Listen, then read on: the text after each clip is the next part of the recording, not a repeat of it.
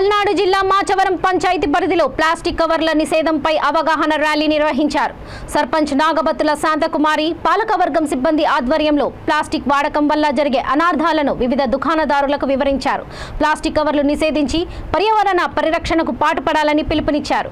ఈ కార్యక్రమంలో vice MPP Sudhabathula Lakshmi Bhargavi, MPTC Matta Parvathi, ఉప సర్పంచ్ సుంకర పేరయ్య నాయుడు, పంచాయతీ కార్యదర్శి కుమార్, పాలకవర్గం, సచివాలయ సిబ్బంది, వాలంటీర్లు, ప్రజా ప్రతినిధులు తదితరులు పాల్గొన్నారు.